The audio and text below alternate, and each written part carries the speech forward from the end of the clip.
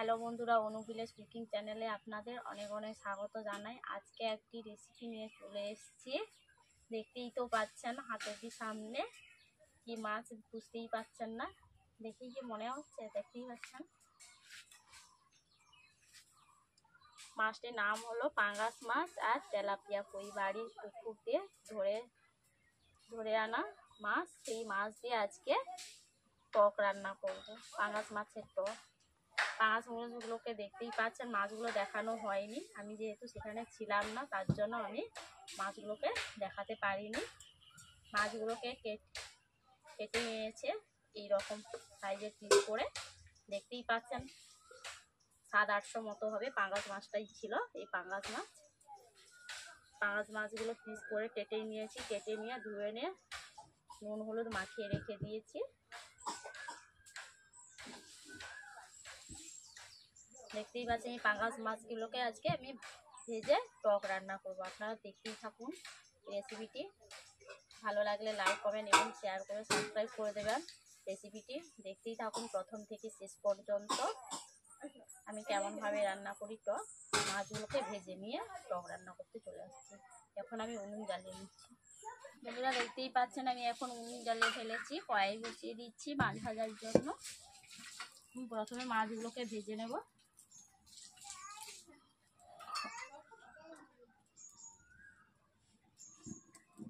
কড়াই গরম হয়ে গেছে। কড়াইতে আমি প্রথমে তেল দিয়ে দিয়েছি মাছগুলোকে ভাজার জন্য।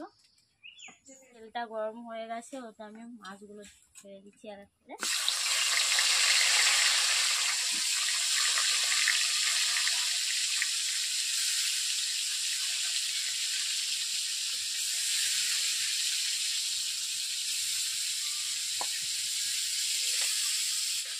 সবজিটা দেখতেই পাচ্ছি মাছগুলোকে এপিট ওপিট করে উল্টে উল্টে আমি ভেজে নিচ্ছি। এখন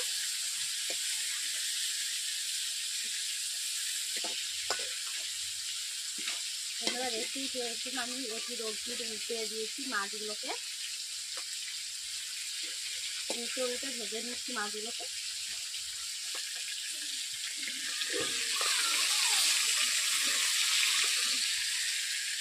বন্ধুরা দেখতেই পাচ্ছেন আমি মাছগুলো কেমন ভাবে রাখছি, উল্টে পাল্টে ভেজে নিচ্ছি। বন্ধুরা দেখতেই পাচ্ছেন পাঙ্গাস মাছ আমি ভাজছি। পাঙ্গাস মাছ থেকেও তেল বেরাচ্ছে।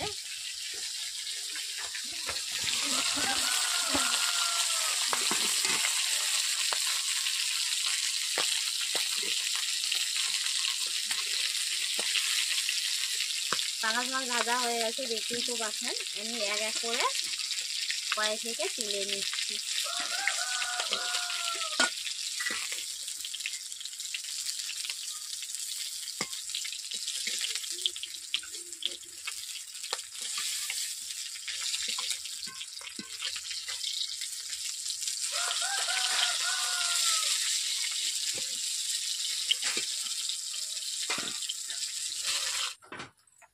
মাছ থেকে তেল দিয়েছি এতটাই, আমি অল্প করে তেল দিয়ে দিলাম।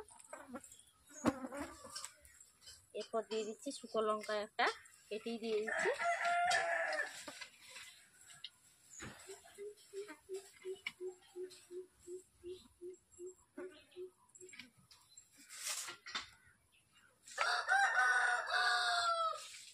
এরপর দিয়ে দিচ্ছি 5 ফোড়ন। এরপর এখন দিয়ে দিচ্ছি হলুদ গুঁড়ো, দিয়েছি লঙ্কা গুঁড়ো,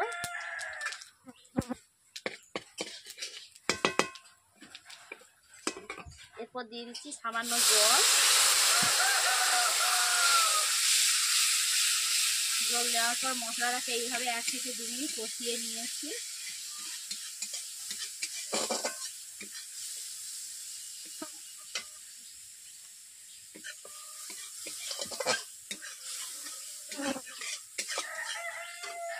এরপর জল দিয়ে দিচ্ছি।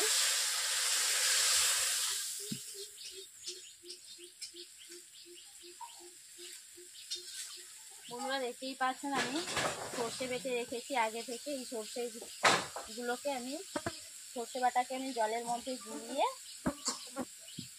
দিয়ে দিচ্ছি।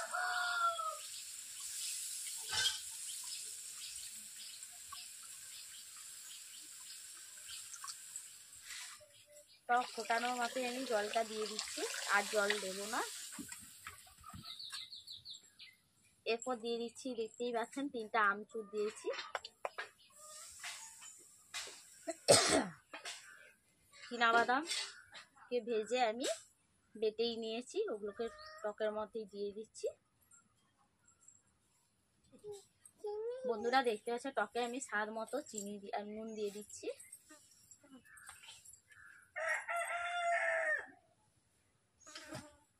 বাদামটাকে দিয়েছি, খুন্তিটাকে এইভাবে আমি চিনি আর নুনকে গুলে নিচ্ছি।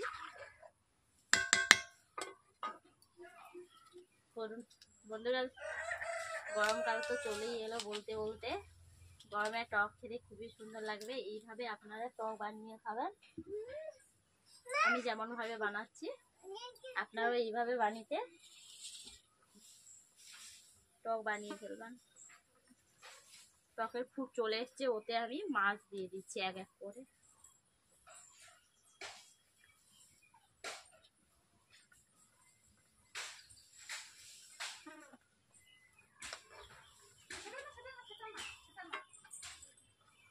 বন্ধুরা আমি প্রায় টকটাকে 5 থেকে 7 মিনিট ফুটিয়ে নিচ্ছি টকটাকে।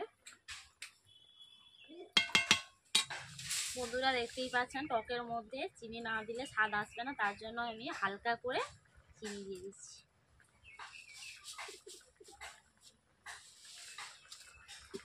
চিনি দেওয়ার পর এইভাবে আমি খুন্তি দিয়ে নাড়িয়ে নিচ্ছি, হালকা করে নাড়িয়ে নিচ্ছি যাতে মাছগুলো ভেঙে না যায় ডন্টো টকে। 1 মিনিট মতো ফুটিয়ে নিচ্ছি চিনিটা যাতে ভালোভাবে গলে যায়।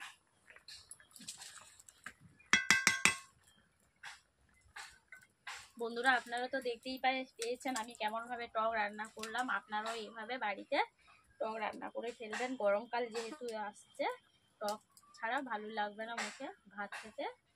এইভাবে আপনারা বাড়িতে টক তৈরি করে ফেলবেন। আর কেমন লাগলো টক রান্না আমি কেমন ভাবে করেছি, কেমন রান্না করলো আপনারা তা অবশ্যই কমেন্ট করতে ভুলবেন না। বন্ধুরা দেখতেই পাচ্ছেন টকটা আমার বেশি পাতলাও হয়নি আর মোটাও হয়নি, মিডিয়ামে রেখেছি।